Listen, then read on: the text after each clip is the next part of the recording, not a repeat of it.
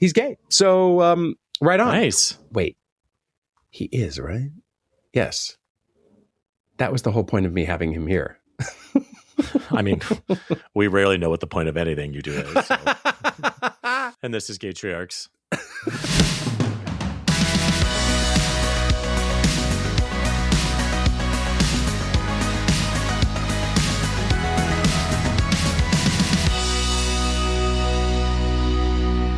So, whoops. We were worried we wouldn't have something fun to start off with. And well, speaking of starting off with things that are fun this morning, my kids are not exactly waking up on their own with their alarm clocks these days, right? They've set their phones, not that they sleep with them in their rooms. Of course, I would never let them do that. And they turn them off and they go back to sleep, right? So in general, I have to get up and be like, okay, guys, now it's time to get up. Well, this morning I was woken up by what sounded like a stubbed toe and an ow! Who put a stupid door like this? Which was my daughter screaming at the fact that our bathroom door was open, which it generally tends to be.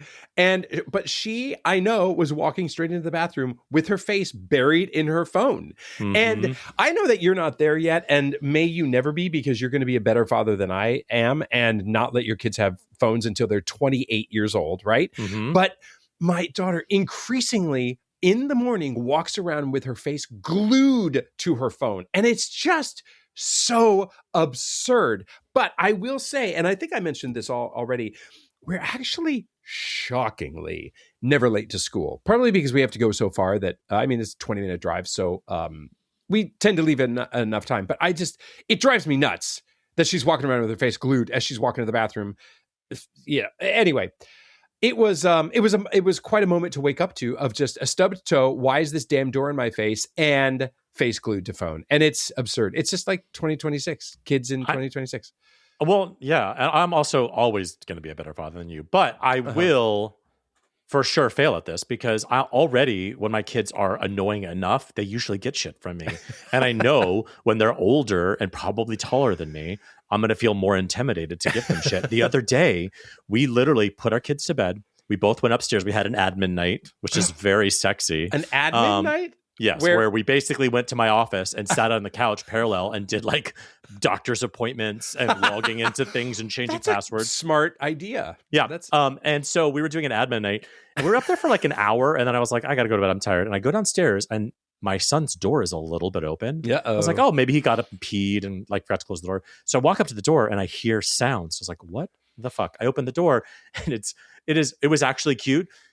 He's under his sheets, but I can see the glow of his iPad and the sound of whatever he was watching. And I just like snuck up and I just peeled the sheet back, and he just gave me this look like, oh fuck, I'm busted. Yeah. And it was too cute to get super mad at him. Yeah. But already I'm like, how much control do I have over this? None. But I know it's bad. We all do. You know it's bad. I know it's bad. Who was our guest that was on and told us basically you can't have phones in rooms or bathrooms? Oh yeah, that's the number one rule is no phones in rooms or bathrooms. And we're all gonna fail, and we're all addicted. I'm addicted to it. When I'm pooping, I can't poop without my phone. What am I, camping? Right. What is you this? walk around squeezing your cheeks together, being like, wait, where's my phone? Where's my phone? Where's my phone? Like that is an actual story. But like we also know at the same time, none of it is good. And every time we're without phone, we are free for a second. So there's no solution here, listener. I hope you don't listen to this show for any sort of advice or solutions. I mean, I would definitely yank the phone out of her hand if it were a problem. And I suppose that's a relative term of problem. But I don't know. It's but it is increasingly hilarious to watch her barely have her eyes open, and yet there she is watching other people live their lives on the socials. It's terrible. It's terrible. Yeah, I don't know. That's terrible. You know what else is terrible? Tell me. This is not a top 3 intro. It kind of felt like that, didn't it? It sure did.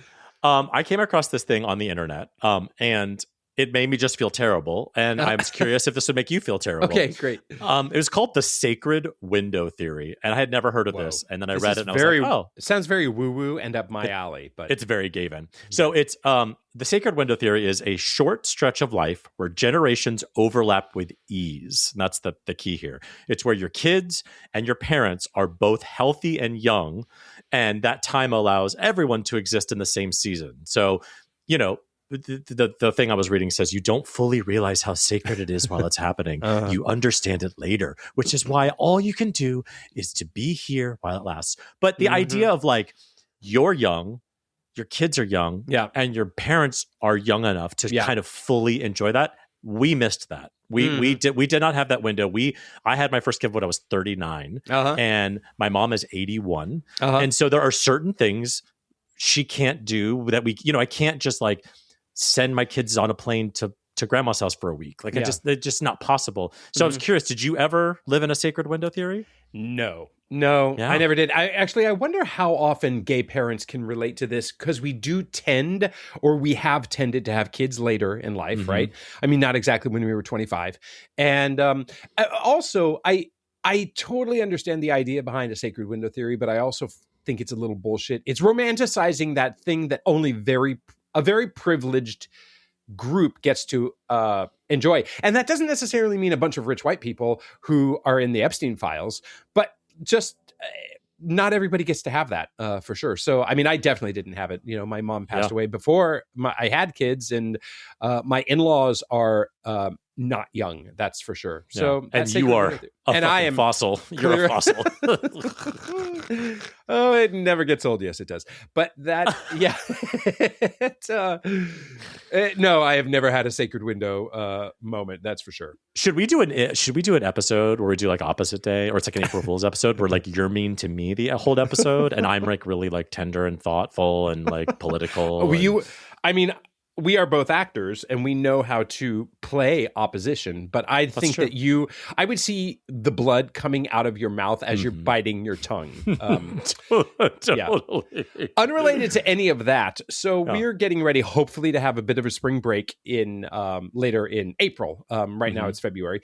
And my daughter is already picking out how she wants to wear bikinis to where we're going to go, which ironically is we're doing a trip through southern Utah, which I know is the straightest thing that I've ever brought to this, right? Absolutely. We're going to fly to Vegas, get an RV, and go to the national parks at Bryce and Zion, which I am so stoked about. And munch down on some pussy, because you are straight. And my family, they're all like, okay. And my partner's like, do I look like an RV person to you? Am I an RV queen? Yeah. But he's down for it. He's going to be like, no, this is going to be a fun adventure. My daughter is not looking forward to it. And I'm like, if you could just choose joy and positivity. She's like, why? There's nothing positive about this. But at least I said, listen, you're going to be able to get so tan. So she's pulling out bikinis and being like, basically already packing for the trip that she doesn't want to go on. And this brings up the topic of girls in scanty bathing suits. Speaking of the Epstein files, should I not say that? Jesus, sorry, that was too terrible. Much. Too much. Okay, too soon. Too soon. Sure. Okay, but it's an interesting. I'll be curious to know what you think was your daughter ages. Where I on the beach a couple of years ago, I was with friends, one of whom is a listener to this show, and I was kind of remarking that my daughter was wearing like, wow, that is a seriously scanty swimsuit, and our friends, the wife of the couple was like, you know what? That's okay. They get to wear what makes them feel comfortable. And it was a liberating thought of me being like, okay, stop policing. And hey, all vulnerability here. Stop policing what girls wear. Girls get to wear what they want to wear for sure. And guys need to not be dicks about it, without a doubt, 100%.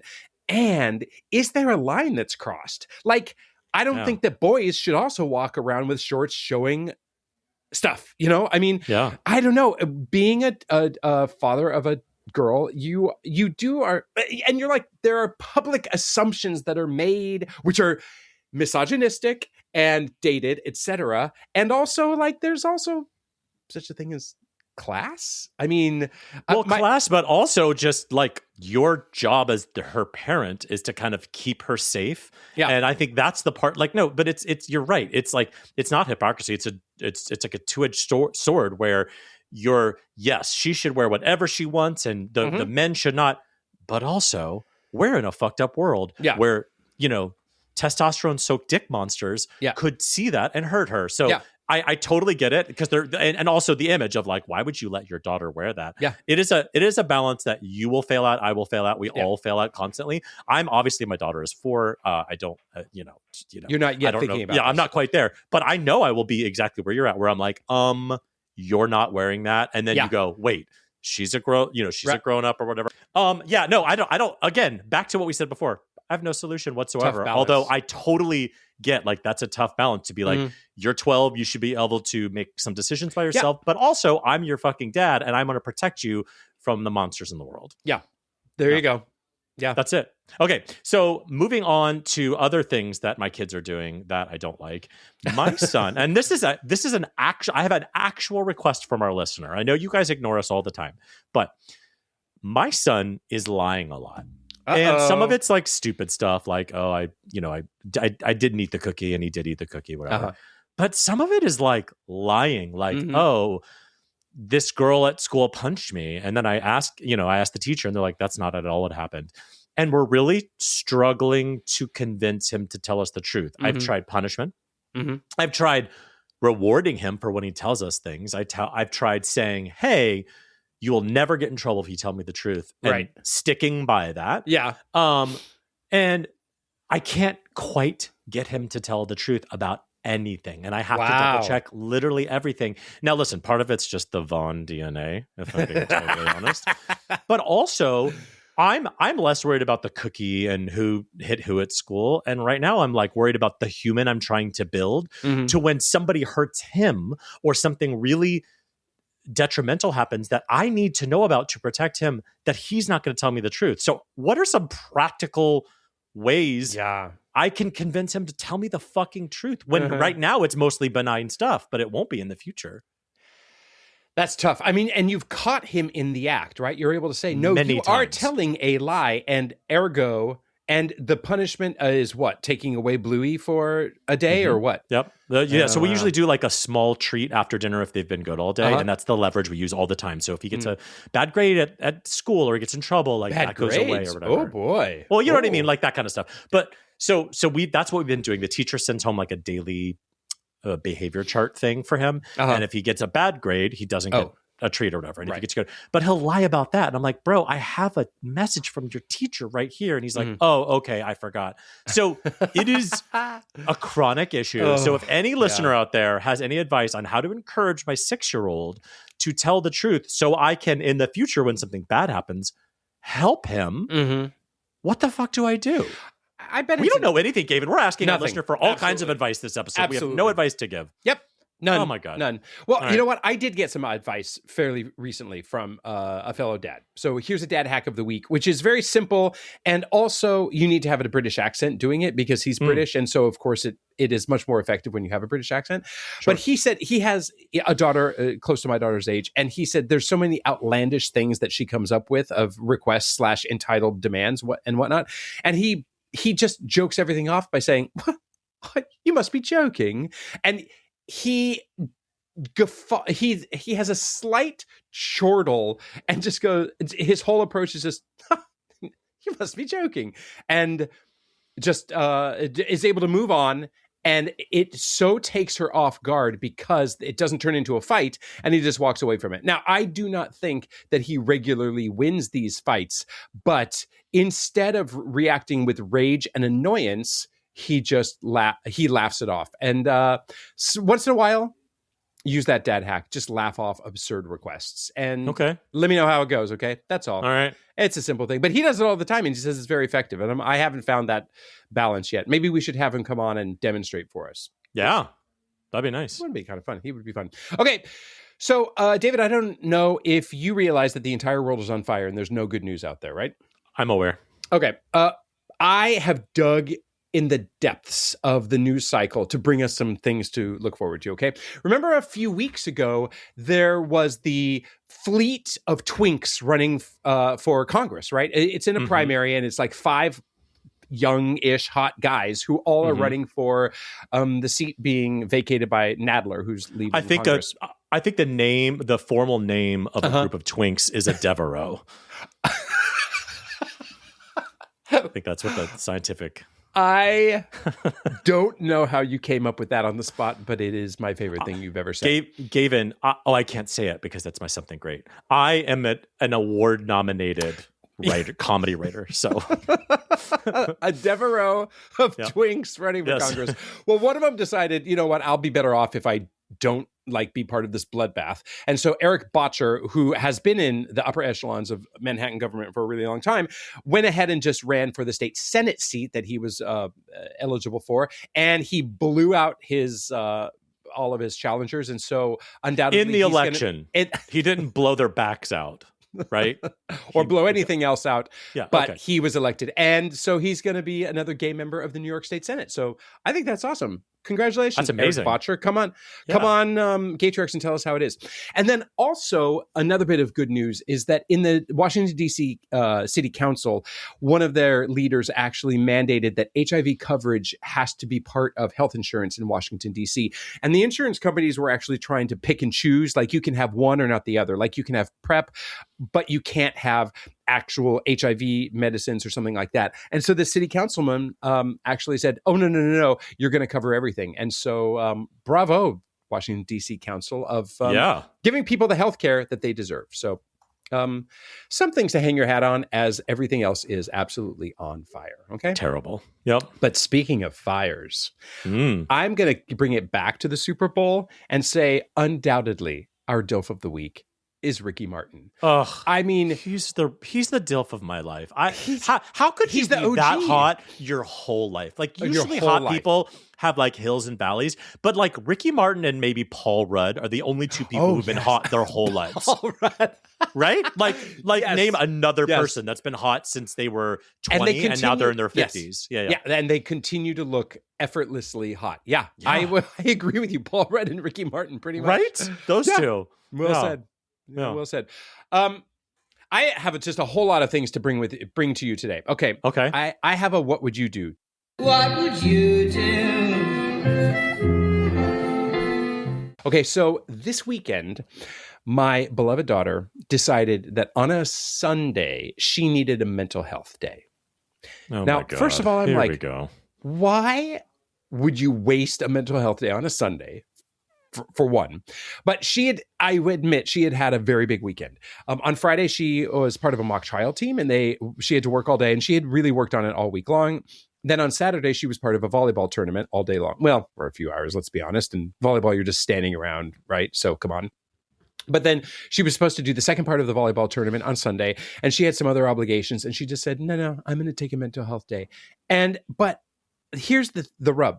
I know that she thinks a mental health day is just going to be unfettered access to her phone where she just lies in bed watching other people live their lives. And you have said many times in this podcast, whenever your kids are home from school, you make it as boring as possible, right? As boring as possible. Yeah. So, and I honor the whole, I suppose, having a mental health day. Sure, we all kind of need it, although that is so millennial Gen Z. Come on. I come from a generation, the baby boomers or the greatest generation, where we just sucked it up and pushed through and all have mental health disorders as a result, right? Yeah.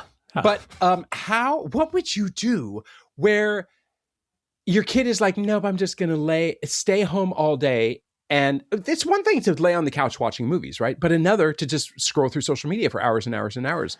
I mean, but you want to honor her need to say, I've had a really tough couple of days and I want a break.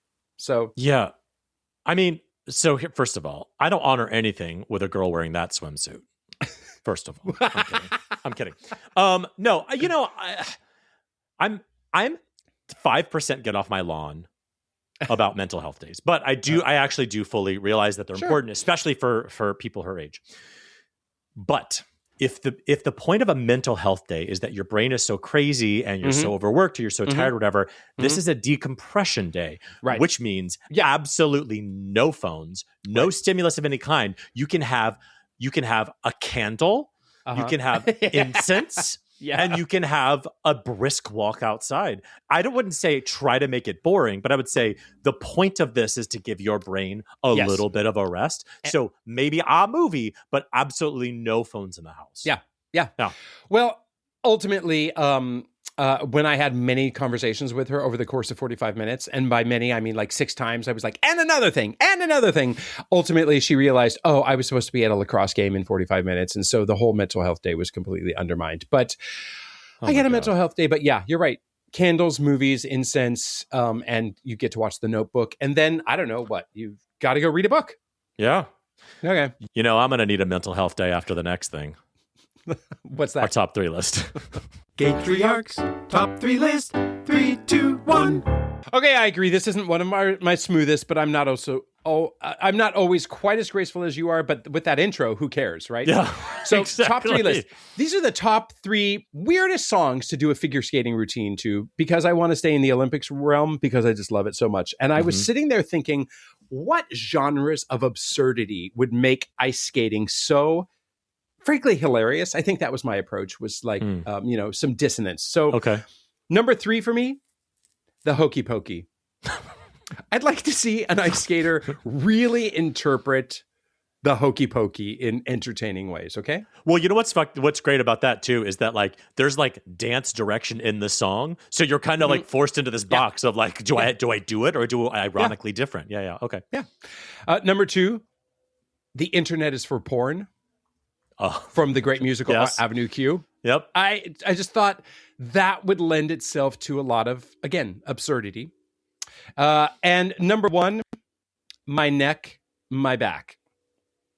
You know, my neck, my back. Yes. My pussy and my thank you. back. You knew her. You knew the singers. Oh, I know every fucking word of that. I used to scream that at the top of my lungs in middle school. Like we talk about like, oh, kids these days sing these things. The amount of times I was screaming at the top of oh my God, that was great. That's great. That's funny. Your number 1 is similar to my number 3. Okay. So I took this slightly different because when we were recording this, I didn't quite hear the way you titled it. So to me, I took it as like the 3 worst songs to figure skate to. And so for me, number 3, Wet Ass Pussy. Yeah, WAP. Yes. I did think about that. Just wet ass pussy, but like also doing a spiral with your leg and a spin. Yeah. Number 2, a disco version of Julia Sugarbaker's monologue, "The Night That Went Out, the Lights Went Out in Georgia," from Designing Women. Wait, does that exist? A disco version of it? It should. It should. Listener, if it exists, please send it. We'll maybe put it as our ChatGPT play it up. Yeah. And number 1, the absolute worst thing to figure skate to in the Olympics, George Bush reading off the names of the victims of 9/11.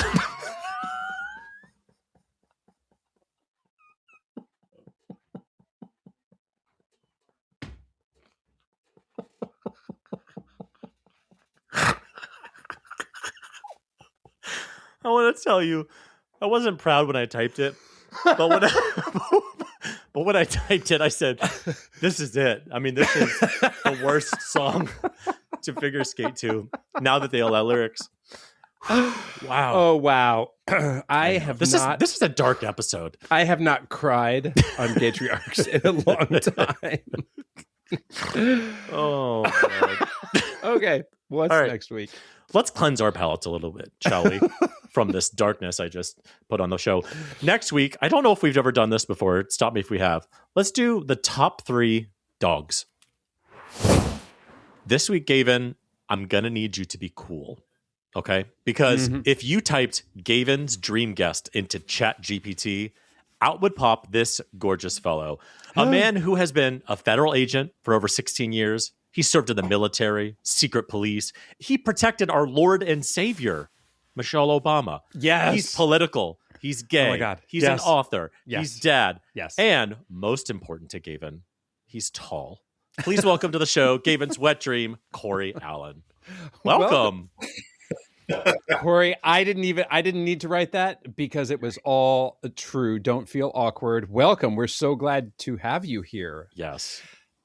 How has your son driven you bananas today already? My husband had to go to the hospital early this morning. He's a physician. So I had to get him up solo and get him off to daycare. He was actually a dream this morning, which he usually, I've noticed, tends to do that when it's just me or just Johnny. Helps. He acts way better and different. So this morning was ridiculously smooth sailing, and just I had to make sure there was no snot on me because he's a daycare kid. So there's yes, constant, snot-nosed daycare kid. Yes. But no, today's been good, and even better now that we're here. I feel like what happens is that when you are a 2-parent household and then you're suddenly a 1-parent household, we've said this before in the show, sometimes it gets a little bit easier because there's no one else to have to make decisions with. You're like, what daddy says, that's what happens. So let's move. But your kid is still very young, so he's not necessarily going to listen to the rules. Yeah, by and large, he's 20 months. But he does really well one-on-one. And I've taken trips across the country. I'm from Virginia originally, Pennsylvania.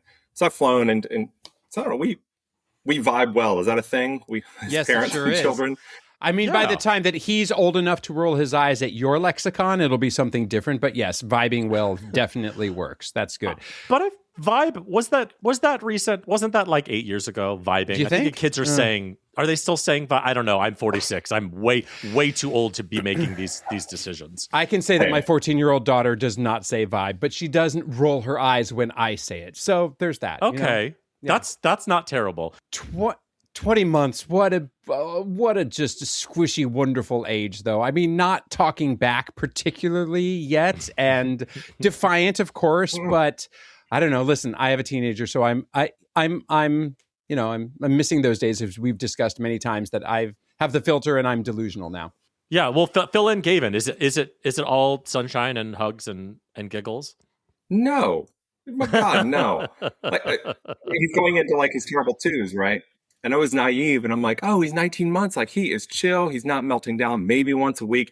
No. We are definitely increasing in frequency and velocity of these meltdowns of just banana peel won't go back where it's supposed to go, or he broke his cracker in half, whatever insanity is going on in his mind.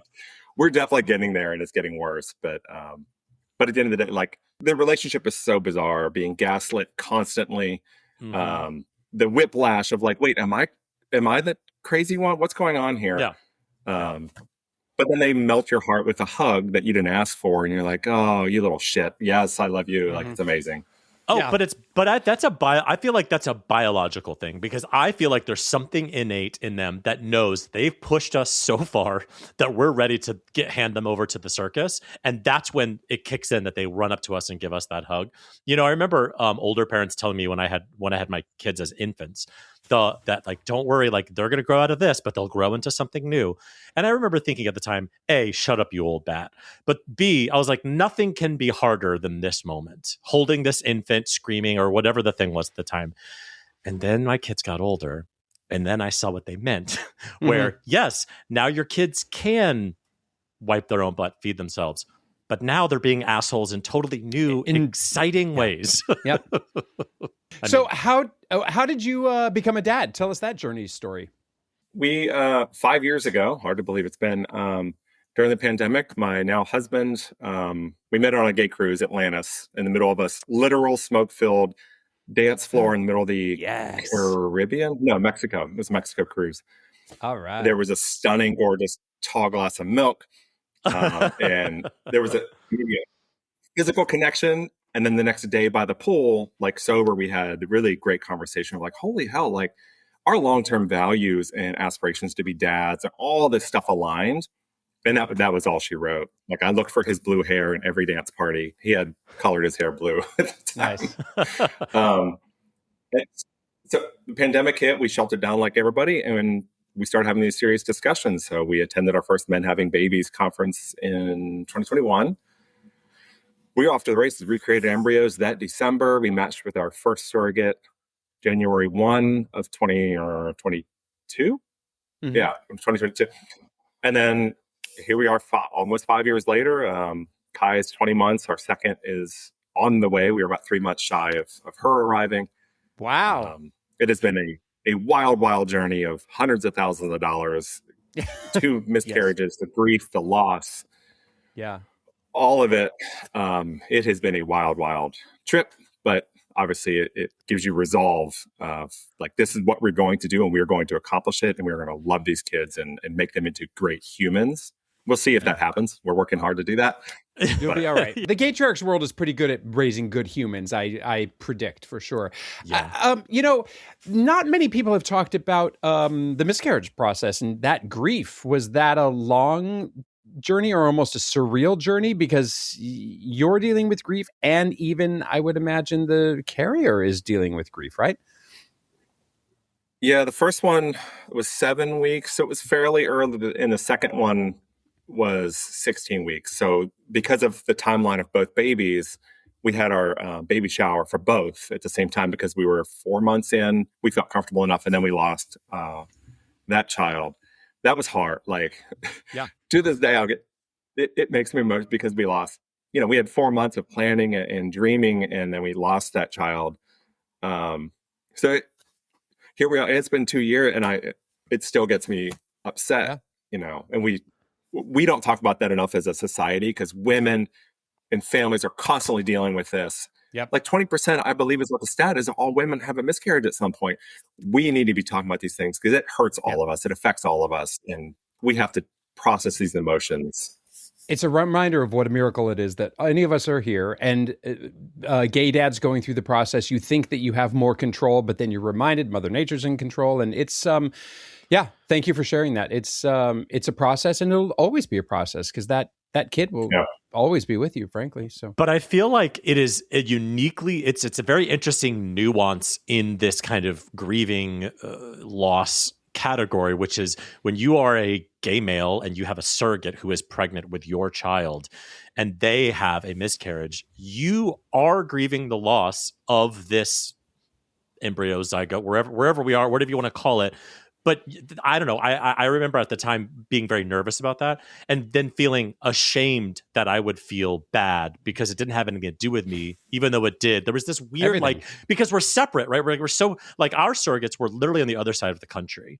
And so there was this weird distance, but I felt just as close as I'm sure you did, where this was mine. And it gets a little gray and complicated, but I agree that we've had many women come on the show talk about how miscarriage is just barely spoken about, and it's such a common thing with women. Yeah, and our surrogate was driving distance away, and our current surrogate is actually Kai's surrogate is who's carrying our daughter now.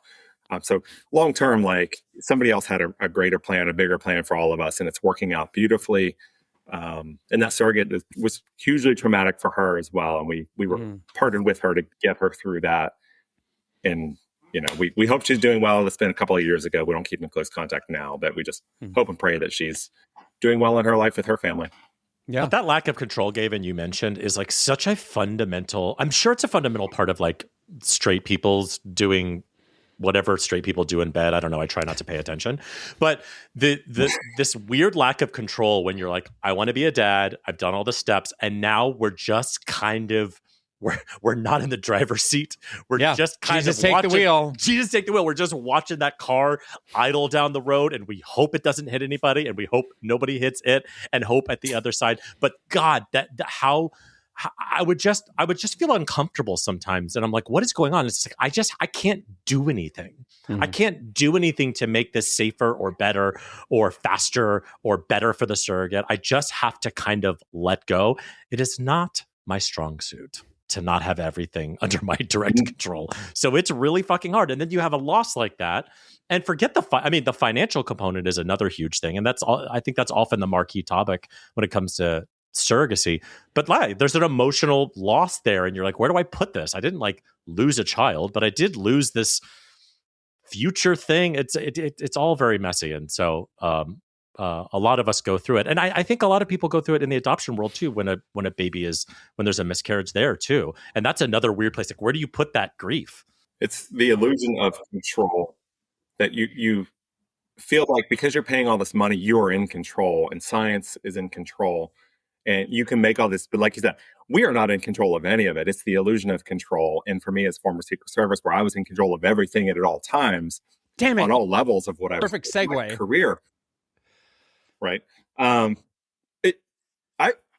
thought I had all this control. None of that control is mine. And I am still in that process of learning that the world is in control at times. And even first day daycare drop off, I was bawling. Kai is bawling. I didn't even make it to the car. And I'm weeping because I have to let go of the tiny human I love more than anything in this world. And I have to hand them over to somebody else. Again, that control. And that's a lifelong process I've got to, I guess, get used to. Yeah. So, yeah, welcome to the complete lack of control and lack of chaos. So I would imagine that doesn't always go perfectly hand in hand with what you used to do. But tell us, will you please, the process of, you've told us how you became a dad. How did you become a Secret Service agent? I was bouncing in and out of college. Went in, got hired. No, I was in the military first. Sorry. Air National Guard in Virginia. So I went to Air Force basic training, and was an electrician on F-16s. And that structure I found I did really well in, because I didn't really have any in my life. My father was absent all of my childhood, really. But I thrived in an environment. I was like, all right, well, I'll go back to college. I'll finish my degree. And I started applying to police departments, because I was like, all right, it's paramilitary. Sure, that looks like a good fit. My great grandfather was a sheriff in Pennsylvania. My great grandma was the first female deputy sheriff. Cool. And I have her badge on my desk at work. So law enforcement, my uncle's a state trooper. So it was kind of in the family, the DNA anyway. And then I went into that straight lace, did that for 6 years, was excelling. And then I finally got hired federally in January of 2010 by the Secret Service. And then the FBI called me shortly thereafter. And I was like, no, I'm good. I'm going to Miami with the Secret Service. Nice. And then that kicked off my federal career, and here we are 16 plus years later. 16? Yeah.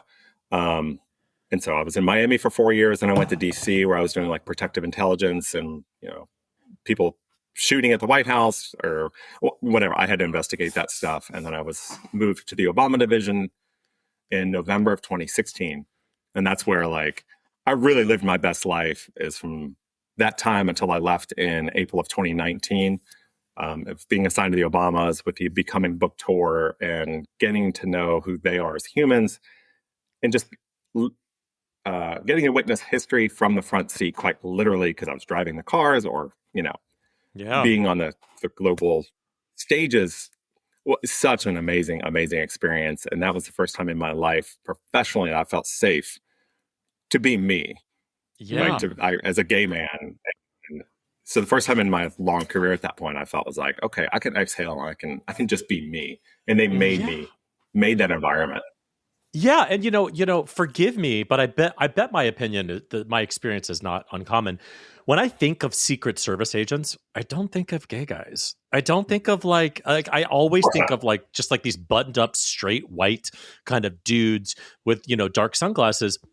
When I met you, I was like, oh, this is such an interesting. And I know you've written a book about it. You wrote a book called Breaking Free, a saga of self-discovery by a gay Secret Service agent. And I'm just so fascinated by the gay part of this. And I mean that by your identity, because I read an article you had done, and you were talking about, you were under polygraph tests, because you're in these Secret Service organizations, and this gayness we've all carried with us at some time as a shame on our shoulder or as a secret. And then you get the Obamas, who kind of were this weird symbol of hope and future, and you could be who you are. How much of your career was spent out, and how much of your career was spent don't ask, don't tell? So probably 2017 and forward is when I was able to be myself, mostly. You have to, as we all know, pivot, adapt based on the expectations in your environment. Mm-hmm. And then I got promoted to supervisory agent in 2021, and then promoted again after that. So now, everybody knows, I openly talk about my husband and pictures on my desk. And so I'd say less than half of my career, because military and police included all that public service. I was deeply closeted through all of that. So it was really since 2017 and forward. So 9 But was years. it an open secret where people we know he's gay, but where he's not allowed to talk about it? Or were you really, talking about football? Pretending? Were you wearing flannel? Were you listening to country music? What was the vibe? Never been a flannel person. But no, even my classmates in the Secret Service, we spent 9 months ago. They didn't know I was married to a man. And I just you were married already. You were married already. Wow, that is an interesting kind of closeting that you aren't living a double life, but you're just keeping it closeted. Wow. Well, kind of, because like I had to go home, hang up work, and then we could go out to South Beach and we could go to the gay bars and get plastered, whatever we were doing. But I absolutely had to live two lives because it's so fucked up that you're like literally serving your country and putting your fucking life on the line, but like you got to just shut the fuck up about your husband. Yeah, like it's so fucked up. Like I know I'm just like obviously, right? Obviously. But, you hear these stories and you're like, you have to just kind of lie. And then you get to go home and be yourself. It's such a fucked up thing that we've just all agreed to. I don't know. I mean, it's unfortunate that I just got used to that. And even now I can turn it on and off like a switch. Oh, we because it's based on like I'm still in my career. Have you seen Book of Mormon? Do you know the light switch song? 3 times. Right. Turn it off. We had Rory O'Malley on our show, who was the original Elder McKinley. Yeah. In the Secret Service, what percentage of the Secret Service people are, say, frontline driving cars, running behind the cars, and what percentage are behind the scenes investigating, looking at computers, researching, etc.? Vast majority are doing investigative work. In the field offices, like I was in Miami, so I would only do protection when Obama or Biden came to town, or foreign dignitary, foreign head of state, Haiti or whatever. So only those permanently assigned to former presidents or current president, vice president, those are the ones who are doing it day in, day out, like I did for 3 years or so with the Obamas. Like, that was my life, and I didn't do any investigations. So the mass majority of agents, and of course there's uniform division officers too. They wear a literal uniform like a police officer. There's, I don't know, 5... I don't know how many there are now. Yeah, I've been gone for a while. But there were, at the time, 3,300 special agents total in the agency. I'm sure that's much higher now, but only a portion of those are assigned to permanent protection. In the time that you were assigned to them, tell us a little bit more about what the book tour time was like. I was gone 60% of the time, where I literally just kept my suitcases out. Because we were doing tours across Canada. We were bouncing from Calgary to Edmonton, Saskatoon, to Vancouver. That's a terrible impression. I love saying it. Yeah. To being in Paris and, the Grammy Awards. And so it's so hard to encapsulate everything that was. So glamorous, though. High profile and glamorous for sure. And you're standing next to like Tom Hanks, Bruce, I'm at Bruce Springsteen's house, and he's on his porch playing guitar, singing with the Obamas. And I'm like, you're like, is this really life? happening? But you couldn't exactly sit down with them, start rocking, put your arm around Bruce and rocking back and forth and singing as well. Do you have to stand there and just pretend to be as straight-laced and focused as you possibly can? Yeah, because you're at work. You're acting. You're at work. Yeah. Yeah. There's always a level of professionalism. And there are the pinch me moments of like being next to Tina Knowles in Paris at Beyonce and Jay-Z's concert. I'm literally next to Tina Knowles and next to Michelle, and I'm at the foot. I'm like, well, there's Beyonce, like doing all the glory that she does. And were you able to dance a little bit? Can you tap your toes and dance at the concert? Oh, her toes inside her shoes were just cut. You can't. You're homosexual up front first, so there's no way you could not just. But at some point, like, it was a little hard to hide, and like because all the people are behind me, so like they're looking at me as they're looking at Beyonce. It was hard, and a few times I was like, not tap my foot, but like, I'm a white guy. I'm not a dancer. I'm not going to embarrass myself. But yeah, sometimes that just comes through, right? Yeah, there's got to be something really fulfilling too about, because your job in the Secret Service is to protect or whatever level you're at, but it's got to be almost, I don't know if it's more difficult, more fulfilling, I don't know what the word is, to do it for somebody you really admire and respect, because there are people who have to protect people who they fucking hate, politically or otherwise. Maybe they're assholes, or maybe they are trying to take away your own rights as you speak. But you got to do it for someone who inarguably is one of the most respected people on the planet right now. Was that easier, harder? Like, what was the kind of like, how did you look up to her at that time? Just trying to, like soak in the greatness that they are and the genuineness, the authenticity. You know, there's a whole lot we can all learn from them, and they are so insanely intelligent. Of just trying, you know, fully knowing that, okay, this time is fleeting that I have in their presence, and just trying to, like, the Becoming Book Tour and learning her impact and her words are so powerful. I was like, okay, well, maybe, you know, as the pandemic hit and I wrote my own, like, you know, it started as a note on my phone and I started writing. I was like, maybe I can impact somebody. I don't know. Why not? Mm-hmm. After witnessing that history unfold, of just trying to learn what I can from it. I don't know how else to really put it. Yeah. So in the process of writing the book, what kind of permission did you have to get, and what kind of clearance did you have to get to write what you wanted to write? And this is my first book, not this book. We'll come to that one. Yeah. He's a multi-hyphenate author. Girl, she can write anything. She can write a memoir. She can write a kid's book. Yes. No, but we're talking about your book with about being a Secret Service agent. Do you have to get a permission to write about certain things?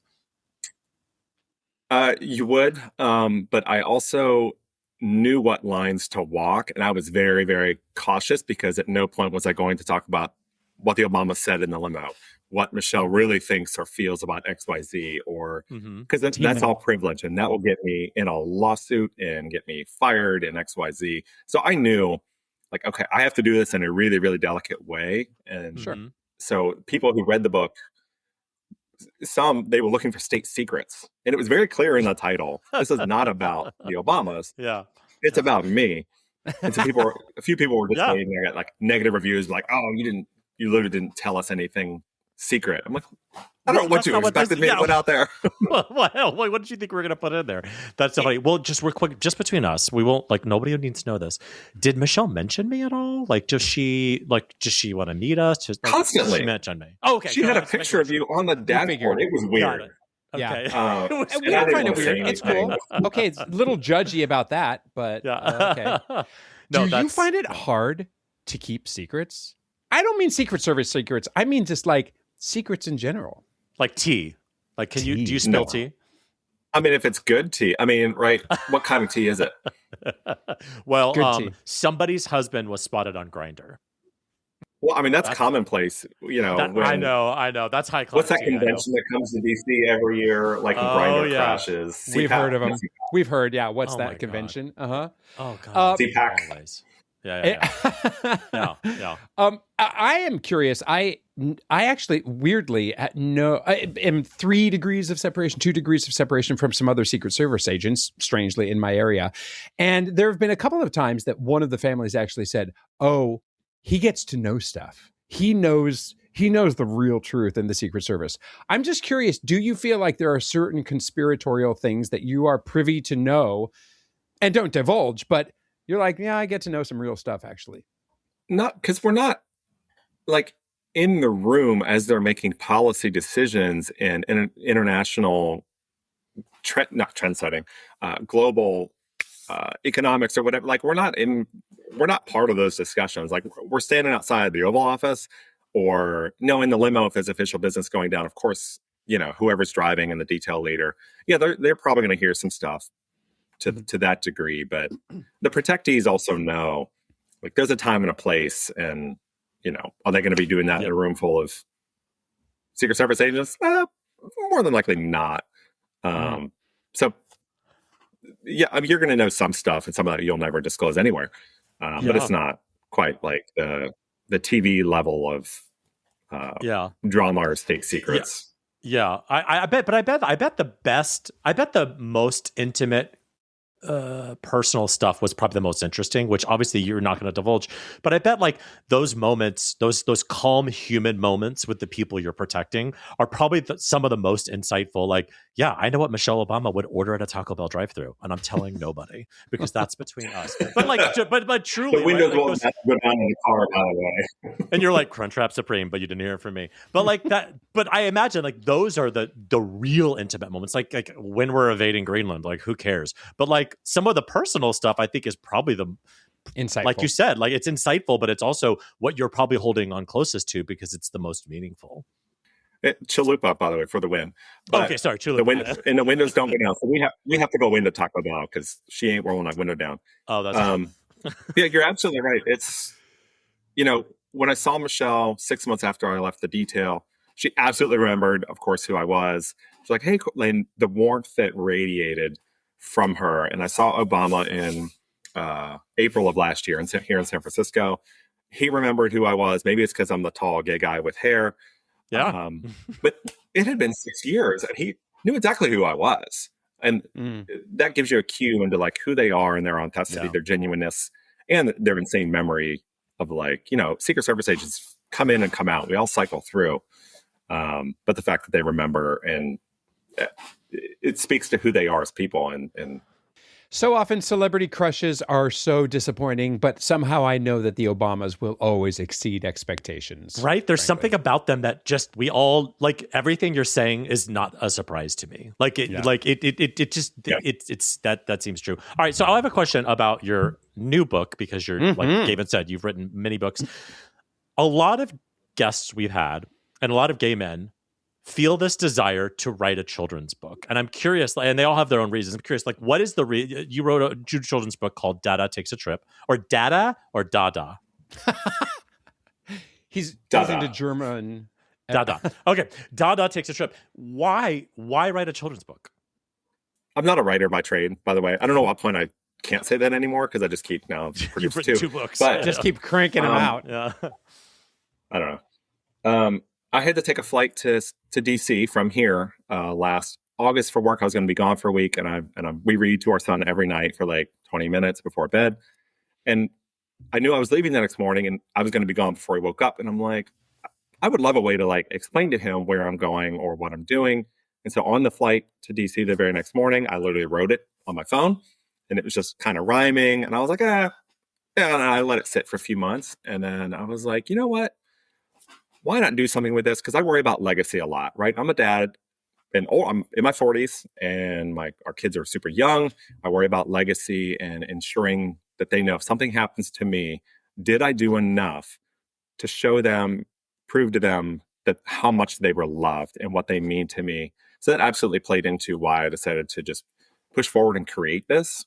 Found Mariana, my illustrator. She lives in Portugal. She loved the idea, loved the concept, and we were off to the races. And then this one, unlike my first book, this is actually under my own publishing imprint, Cory Allen Books. And I was like, you know what? Why not learn the process, take full control of it, and see where this takes us. And then I literally just got this hard copy in the mail yesterday. Oh, let's see it up close. Bring it up to the camera. We see it way back in the background, but make her front and center. Oh, look at that. Yes. Dada Takes a Trip. I read through it, and it's very sweet and very lovely. And I connected with a lot too, because I travel quite a bit for work. My husband does a little bit too, but saying goodbye and all of that stuff is hard. And I can't help but catastrophize. It's a little grosser way of what you're saying, which is this legacy idea of like, what if I die on this plane? Like, what if I get murdered in Ohio, which can happen. But I think about that all the time. I'm like, what are their memories going to be of me? What can I, because, we love our kids so much, but the truth is, like, my kids are 6 and 4. If I disappeared tomorrow, I don't know how much they'd remember of me. You know what I mean? Like, that's a long Absolutely. way. And so this is a really, a sweet, I think, way to kind of have that process of like, daddy loves you, even though he travels a lot, but he travels for Michelle Obama. So it's worth it.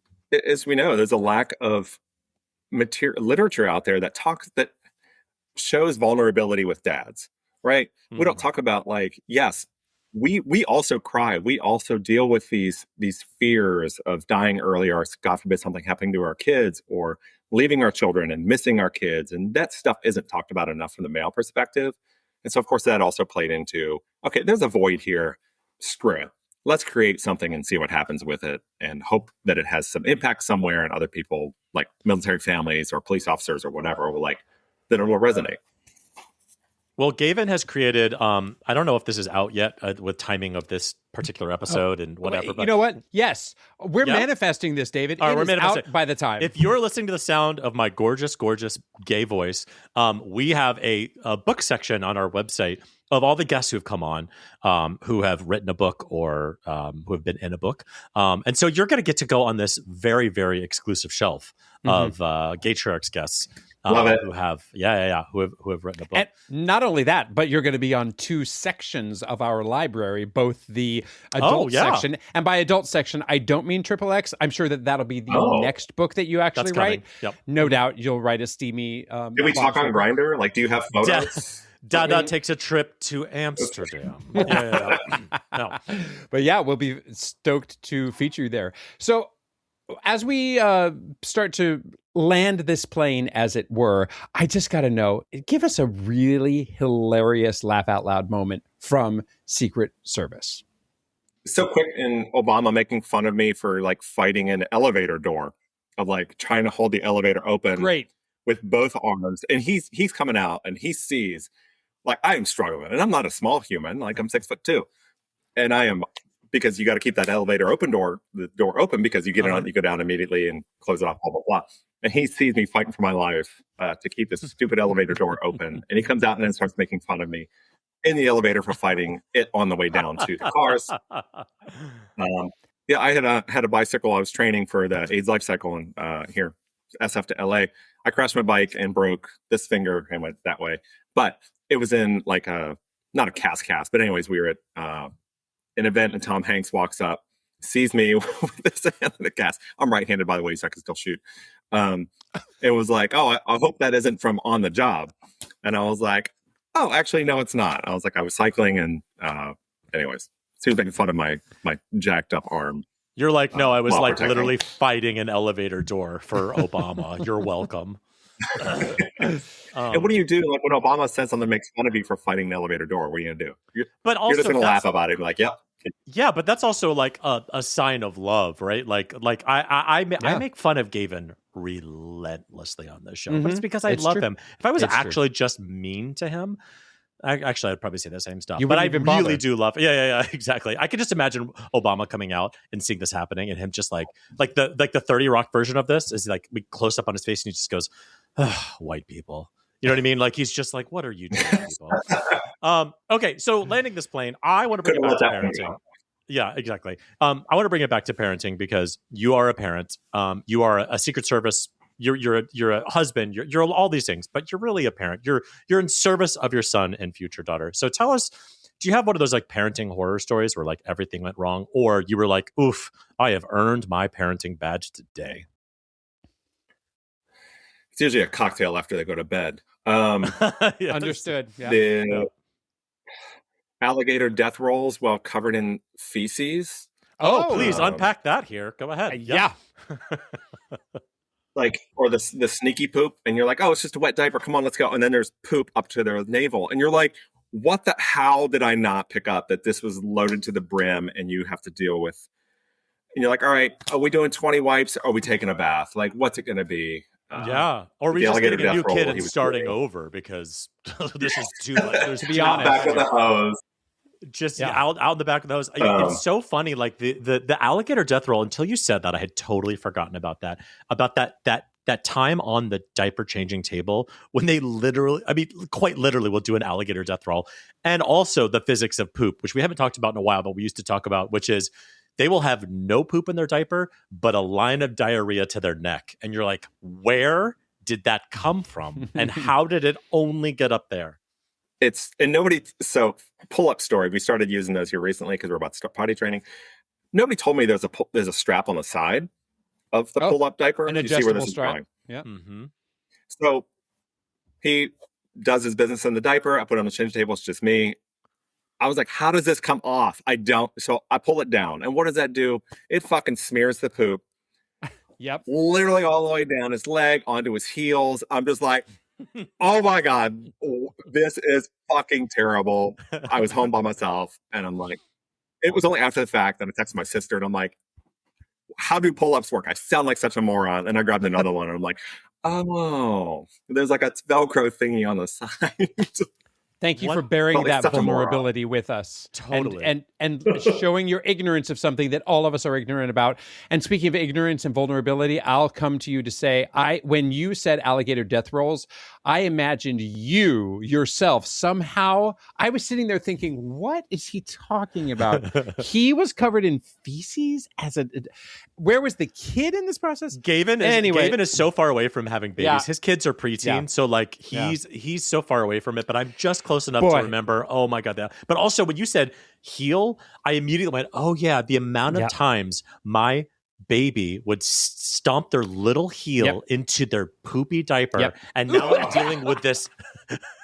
Now I'm dealing with this appendage going every which way as I'm trying to dodge and clean. Oh my God. What are we doing, guys? What are we doing with this parenting thing? You got both hands and you're just like, ah!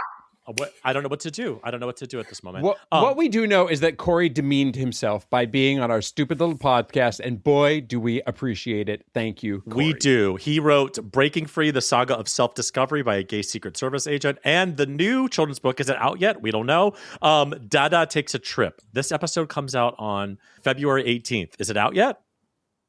February 24th is when it drops. It is available for pre-order, though. All right, it's available for pre-order, and it drops in a week. Thank you so much, Cory, for demeaning yourself by being on our stupid little podcast. David and Gavin, it has been an absolute pleasure. I really appreciate it. My something great this week, David, is our new website. And I'm going to take the credit for it. We have put together a new website. We needed to update it. We needed a little flashiness. David made the hero image that you'll see at the top of the page. And we've added some other categories like books featuring the authors that we have had on the show. Some unsolicited advice. I tried to steer very, very clear of anything remotely nostalgic or sincere, because obviously that's not what this is about. Listing the businesses that we've frankly promoted. Not that we get any kind of a kickback, hint, hint, but letting you know that these are the folks in the Gaytriarchy who are trying to make a living. So you can check them out. So you can listen to old episodes. You can even read the transcripts, which might be completely pointless and was a complete pain in the ass. But please check out our something great this week, which is our new website. For our younger listener, a website is where you would go http://. No, thank you, Gavin. I appreciate it. This is, he's not joking. Of all the things that happens behind the scenes here at Gaytriarchs, Gavin does none of them, but the website is 100% him. So any and all feedback can be sent directed towards way. David, exactly. Because I don't have time for it. So my something great is one of my favorite things, which is something about me. I was nominated for an Emmy Award this year. Wow, we were both narcissists this week. Yeah, it's a narcissistic day. I, in my other life, my $1 million podcasting life, I work in television and theater, and I am a writer on a preschool show called Tab Time. And one of the episodes that we wrote was nominated for an Emmy Award. So I am an official Emmy nominee, which I'm going to put on the website to make sure it has like the little Emmy logo. Mm-hmm. I'm going to be insufferable about it. Mm-hmm. We're not going to win because we're up against Miss Rachel. And come on, Miss Rachel is amazing. For those in the know, okay, whatever. I guess you won't. I wouldn't have expected you to win anyway. And you will be insufferable, no doubt. For sure. But guess what? Did you know this about these award shows?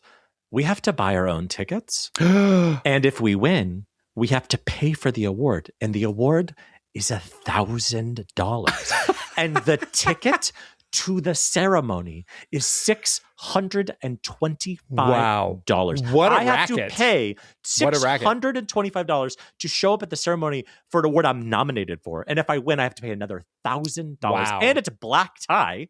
So I have to rent a tux. Yeah. But I'm very thankful to the Academy for nominating me, if you're listening to this. I'll find out on March 2nd. So if by March 2nd I've disappeared on social media and I've become insufferable, then it's the same. I'm the same person.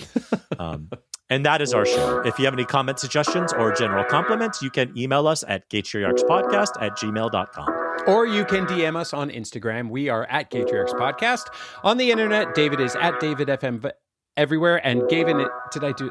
Nope, I missed your last name. It's okay. He's at David FM Vaughn. I'm an Emmy Award winner. He's It's important now. It's more important than ever. And Gavin is at Gavin Lodge on Stalking Michelle Obama with Cory Allen. Please leave us a glowing 5-star review wherever you get your podcasts. Thanks. And we'll nominate you next time on another episode of Gaytriarchs.